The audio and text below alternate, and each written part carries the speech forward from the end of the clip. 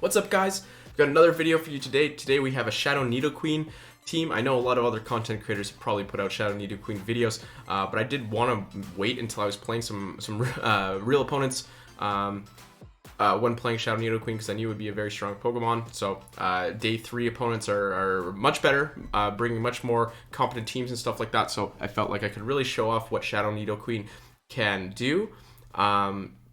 First of all, huge shout out to my Patreon supporters. Could not be doing this without you guys. And let's get into the gameplay video here. So the team is Shadow Nidoqueen, Galvantula, and Mandibuzz. I also tried a new editing style this week, just because most of these games were played during a duo stream. So please let me know if you like the editing style, or if it throws you off a little bit, or what. I just cut out different parts of the video. It doesn't flow as nicely, but it probably saves a little bit of time. So please let me know in the comments if that's something that you do like. So let's get into the team. Shadow Nidoqueen, Galvantula, and Mandibuzz. The goal here, neutral lead or bad lead, just switch into the Galvantula, debuff whatever comes in and try and farm it down. The problem is, well, the strategy has worked in the past with a Vigoroth lead. You cannot farm down Galarian Stunfisk with Shadow Nidoqueen. So this Galarian Stunfisk is pretty tricky to play against with this team. On paper, all these Pokemon lose to Galarian Stunfisk. Galv loses especially hard, but Mandibuzz doesn't have that bad of a matchup, and Nidoqueen also doesn't have that bad of a matchup. It really is bait dependent. You can get a bait off and land an Earth Power, it's a KO. So it is what it is. That matchup is just like a G-Fisk in the lead matchup. So that will probably be the toughest thing to deal with this team. But as you'll be able to see in these videos, I actually am able to beat quite a few of these G-Fisks. It's just either through Nidoqueen landing the Earth Power, or just like a combination of Galvantula and Mandibuzz being able to take down this this pancake. But we can get a little bit into the choices for some of these Pokemon as well. Shadow Nidoqueen, obviously, as a lead is pretty great. If you win lead, it's fantastic, because whatever they switch in, you can hit with a Poison Fang to debuff it and swap out. I don't do a very good job of that in this video because I'm not very used to the Pokemon yet. But being able to debuff a Pokemon in just 10 turns and then bring in something like Mandibuzz or Galvantula to just completely dominate is very nice. And then Galv's a great safe switch, and Mandibuzz, I want to use a closer forever. So Shadow Nidoqueen versus Politoed, that's an awful matchup. Let's get out of there. We go right into Galvantula. And we're not going to shield the first move, because we're not going to be throwing lunges anyways. Also note, I didn't use Cross Poison on Galv. That was more just of an overlooking it. I think it could have actually been pretty okay. Like, for example, in this case, a Cross Poison would have been nice versus Ninetales.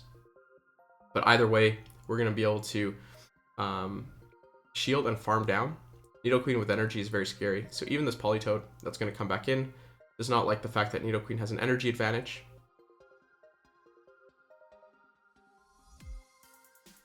So we're going to stay in, actually, and throw a couple more poison jabs. Just look how much damage those poison jabs are doing. And they're going to switch to their Mandibuzz, which means I can Poison Fang this, and my Mandibuzz can come in and likely have a very good matchup versus theirs. Unfortunately, I stayed a little bit too long. I must have missed a move. I'm going to get off another Poison Fang here, the double debuff. And we're just going to go with my Mandibuzz and just farm as hard as we possibly can. Look how much damage those Snarls are doing. Quite a bit more damage than theirs. They're throwing moves to try and stall the switch clock, but my goal here is just to keep attacking, and then once their switch clock is almost up, I wanted to be throwing a move, but they kept stalling. I need to be around 2 charge moves because I don't want them to get to a Weather Ball here. But unfortunately, because I don't throw with perfect timing and I go for the piggyback, they're going to get to a second move anyways. Yeah, Snarl doesn't quite do enough damage. But we do have some residual energy on our Mandibuzz, and they're getting fast moves through every time, so they must have a very solid internet connection. But our goal here is to maybe make a catch onto Nidoqueen. They're storing up quite a bit of energy, probably waiting for my catch. But at a certain point, they do have to throw, so we're gonna CMP tie on Aerial Ace. I'm gonna throw one more, and we're gonna catch onto Nidoqueen. It's a pretty important catch here. If we don't make this catch, then there's no way Nidoqueen can Poison Jab down from that HP. And we're going to throw Foul Play into their Mandibuzz. So a very long game. We almost timed out that game. Games with this team are very, very hit and miss in that scenario. A lot of them are very fast, and a lot of them are very quick. Or that's both the same thing. A lot of them are also very slow. So we have Alolan Ninetales lead. We're going to stay in. This is awful for Mandibuzz to see, and Nidoqueen should win this in the 2 shield.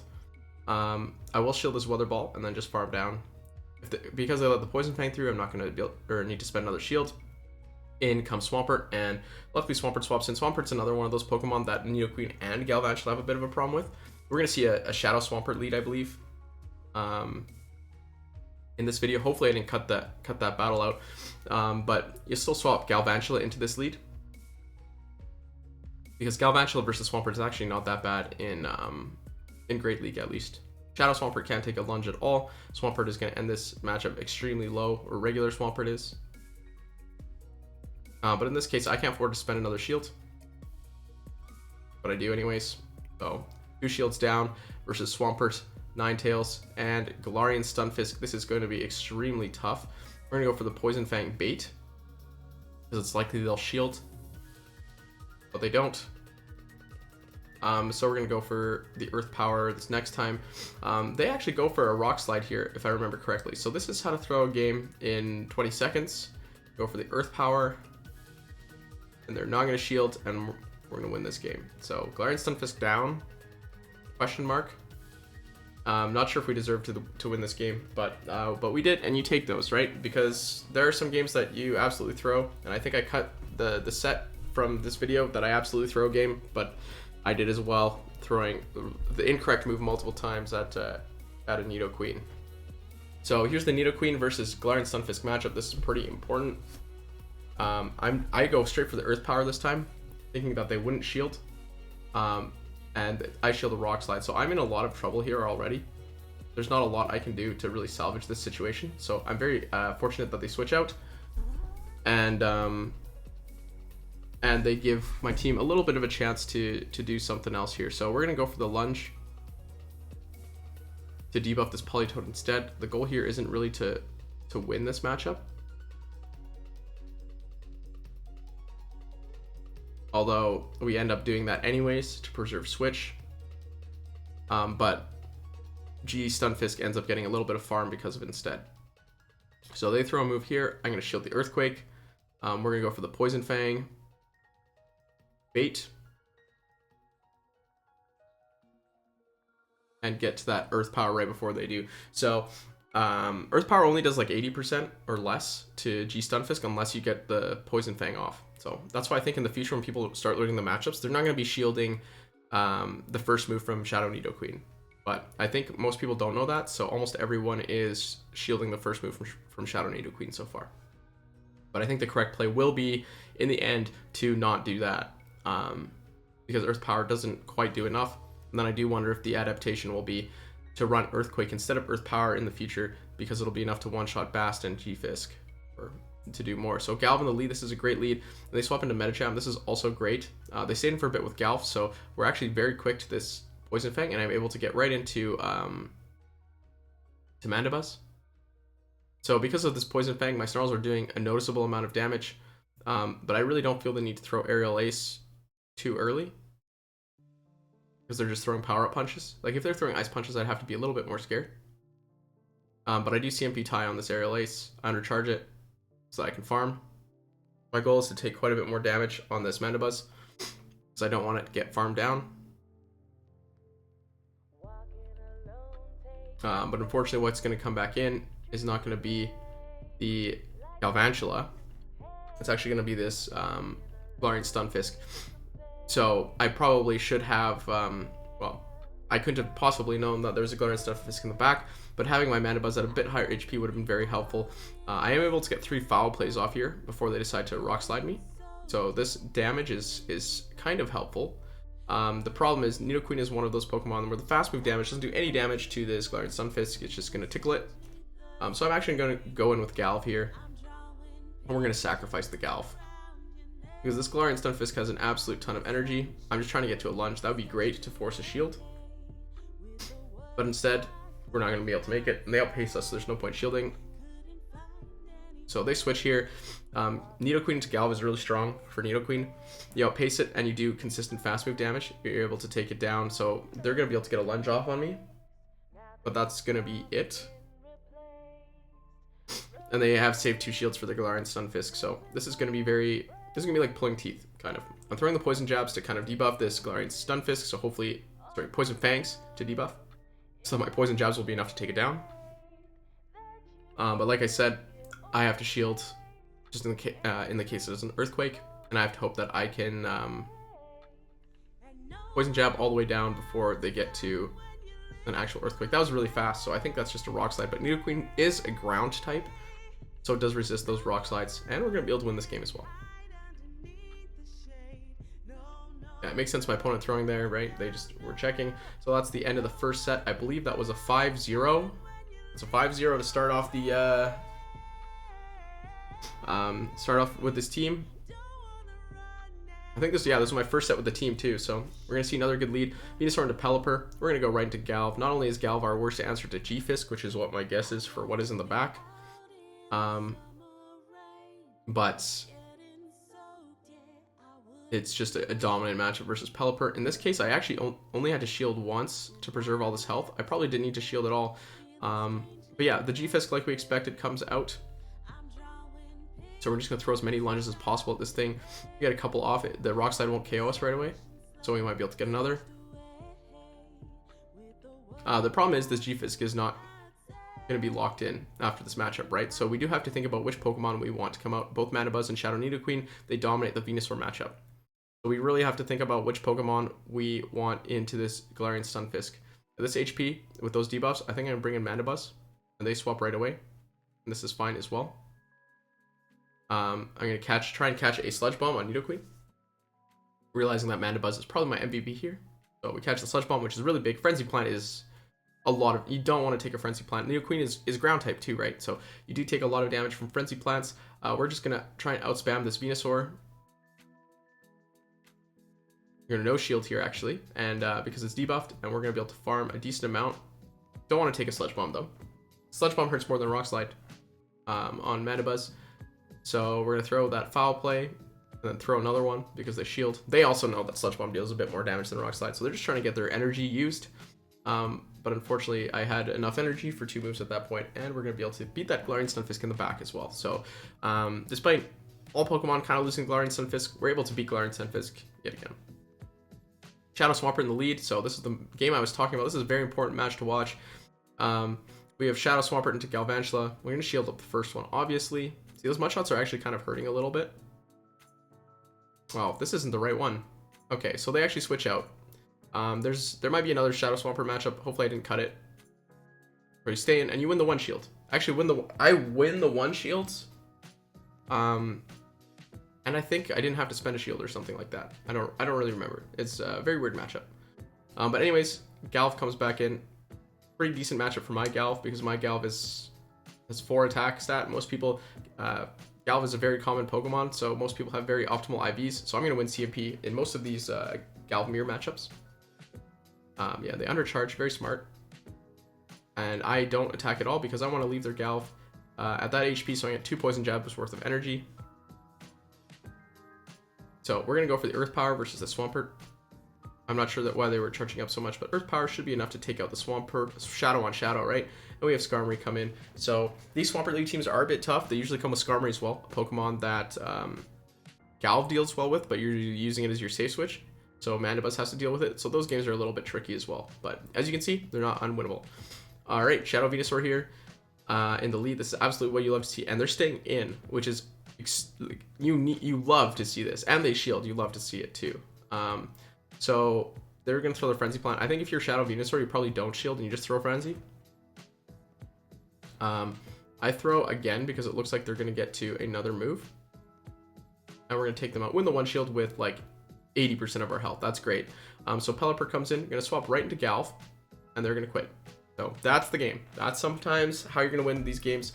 Even though Galv is the better answer to Pelipper, Mandibuzz is the more consistent answer to Pelipper. Right? Because Galv might lose the 0 shield, but Mandibuzz isn't going to lose it. Or 0 to 1. So Nidoqueen versus Nidoqueen. I hate these matchups. I'm still learning how to play them. Since this first matchup, I've gotten exponentially better at this. I started no shielding the first Poison Fang. Everyone baits the first time, it seems, and everyone shields the first time. So I've been baiting and then no shielding, and I'm putting myself into unlosable positions like that, but then I still lose them somehow due to very poor play. Nidoqueen has been a little bit of my own bane. But I don't mind no shielding that first Earth Power. If it takes me out, you can come in with Mandibuzz. I go for the catch here on Earth Power, which you can see does absolutely nothing. But they also then get the catch on my foul play. So well played by them. Azumarill, very tough, probably the hardest answer for a Mandibuzz switch in, which is why he's running as a closer, because Azumarill's kind of everywhere. This is the only Pokemon that Azumarill actually deals well with on the team. The problem is shields are now down. And with shields down and Azu with an energy advantage, Galvantula and Nidoqueen don't actually win this matchup either. But it is up to this Azumarill to end this matchup with a lot of energy, which is very tough. Yeah, and if I was able to not play rough damage there, I probably would have swapped out into Galvantula after that move. So I still do that to preserve my my Mandy, and I swapped into Galv to kind of sack it, because I really think that Nidoqueen is going to be my MVP here. Unfortunately, their Nidoqueen has a little bit of an energy lead as well. And yeah, they're going to be able to throw that Earth Power and win this game. So the only thing that I have lost to so far has been another Nidoqueen. This Pokemon seems extremely powerful. This game we have Jellicent lead. That's absolutely not what you want to see, but the backline is great versus Jellicent.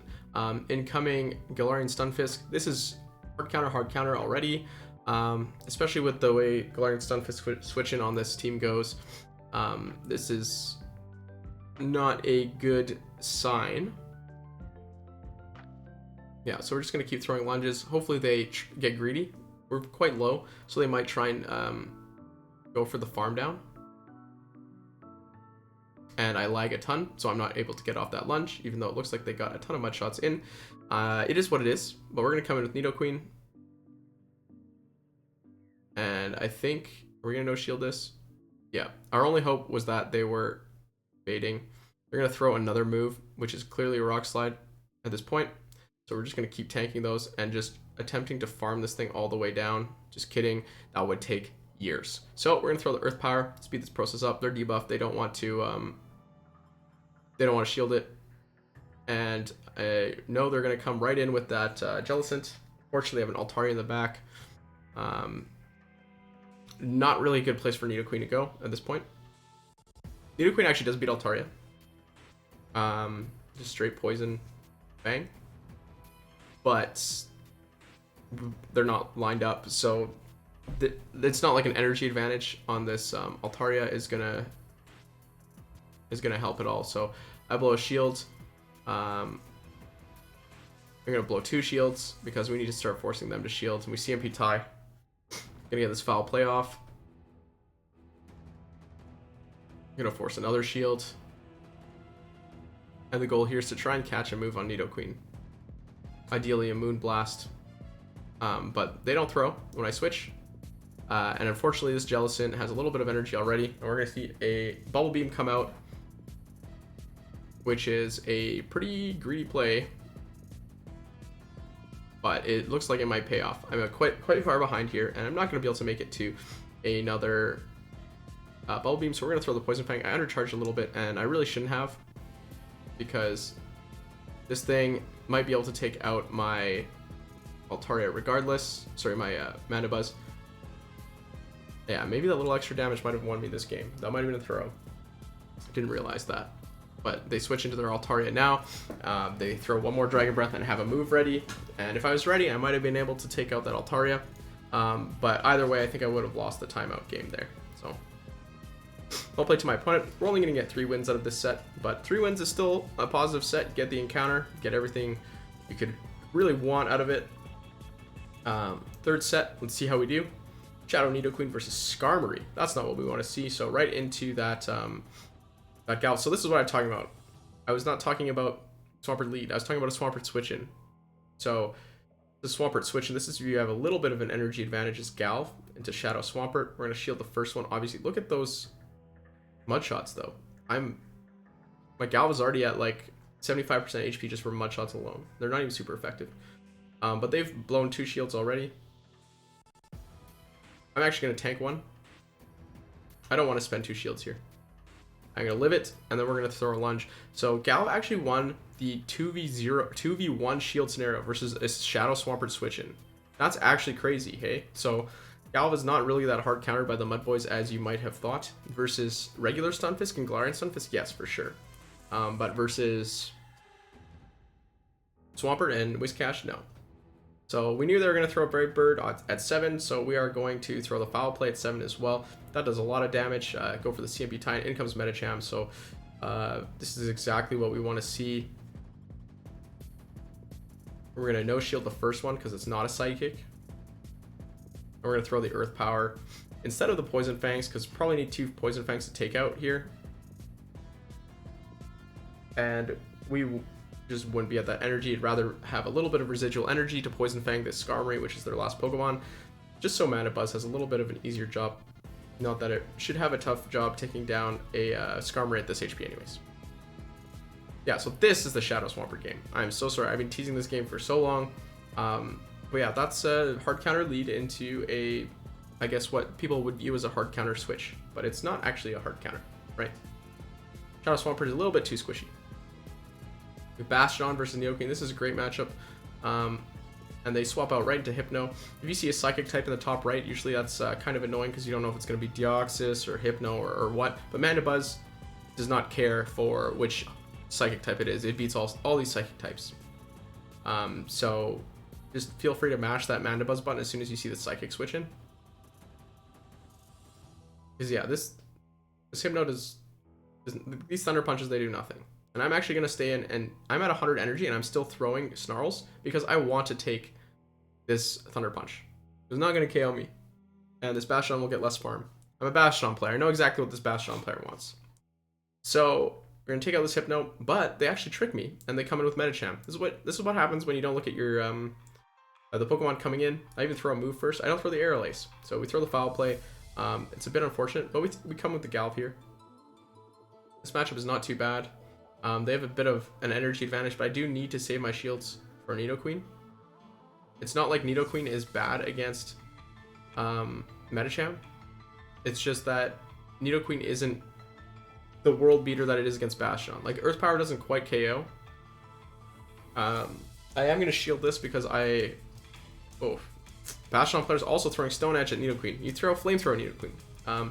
But I do want to keep my Nidoqueen alive just to get these Poison Fangs off and allow this Gal for a much easier time versus this Medicham. Remember that my Gal also has a move, so I just need to get this shield down as I'm going to win CMP. They Power Punch bait me, that's fine. Because they have to shield this Poison Fang, and then as long as the game doesn't lag or something like that, I should just win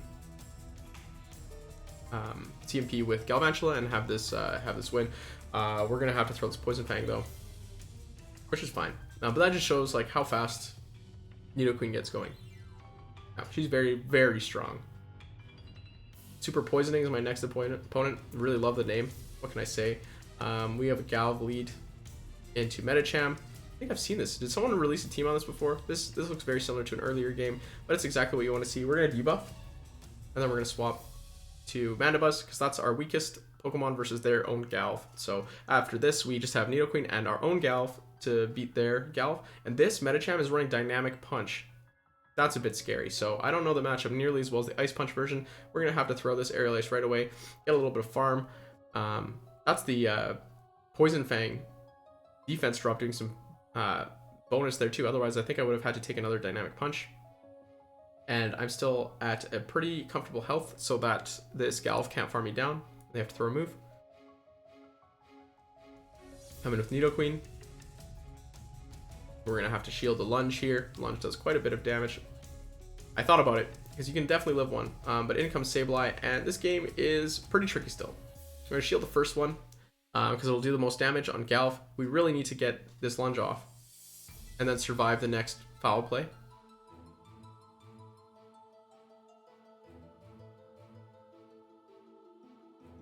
Yeah, and we get there. They're going for the return, because they need the return to KO. So that's not a misplay on my opponent's part. And then once again, Gal versus Galv.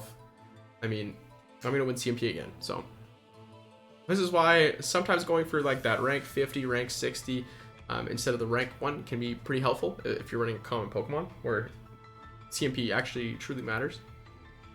But yeah, it did really help in 2 games so far. So Azuli, this is what you love to see. I probably don't play this completely optimally. I throw the Poison Fang right away. I'm going to have to figure out exactly how many Poison Jabs I should throw before the Fang. Because what happens here is we CMP time the Ice Beam. That's my goal. Or that was my goal. Without thinking about it. So we're going to go 1, 2, 3, 4, 5.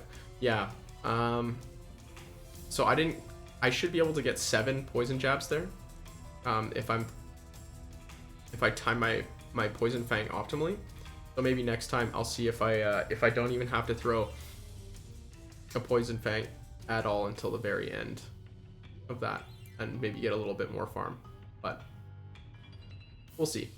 So in this case, Hypno versus Galv. We actually fainted simultaneously. That's fine. I was really thinking they were going to take me out, which is also fine. I was going to take that little bit of extra farm on Mandibuzz, but because of the simultaneous KO, we're going to have to come in with Nidoqueen and just debuff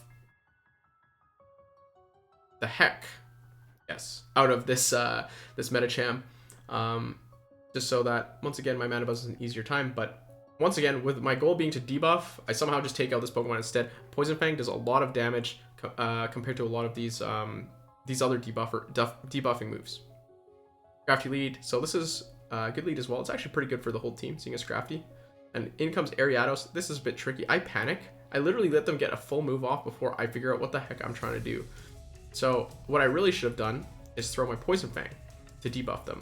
Instead, they get the sharp increase from Frost Poison. Look how much damage that does to my Mandibuzz. That's crazy. This thing is so squishy. So I realize I'm in a bit of a pickle at this point. I'm just throwing Aerial Aces because I think 1 might be enough to take it out, regardless of defense debuff.